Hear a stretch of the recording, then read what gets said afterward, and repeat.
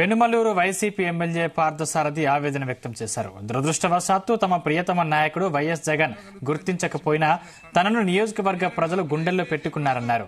అవమానాలు ఎన్ని ఎదురైనా తనకు ప్రజలు అండగా నిలిచారన్నారు. సారథి ఓడిపోయాడు పెనుమలూరు తెలుగుదేశం అని, కానీ అన్ని వర్గాల సహకారంతో ప్రతి ఎన్నికల్లో కూడా గెలుస్తున్నాను. అది నా జీవితంలో ఎన్నడూ కూడా మర్చిపోను.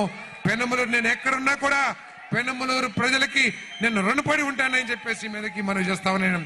దురదృష్టవశాత్తు మన ప్రియతమ నాయకుడు జగన్మోహన్ రెడ్డి గారు నన్ను గుర్తించకపోయినప్పటికీ కూడా ఈ నియోజకవర్గ ప్రజలు నన్ను గుండెల్లో పెట్టుకొని ఎటువంటి అవమానాలు ఎదురైనా కూడా నన్ను కాపాడుతూ వస్తున్నారని చెప్పేసి, నా వెనకాల అండగా ఉంటున్నారని చెప్పేసి, వాళ్ళకి ఎప్పటికైనా సరే ఎమ్మెల్యేగా కాదు సేవకుడుగా ఉంటానని చెప్పేసి మనవి చేస్తూ ఈ కార్యక్రమాన్ని ఏర్పాటు చేసిన ఈ కార్యక్రమాన్ని విజయవంతం చేస్తారు.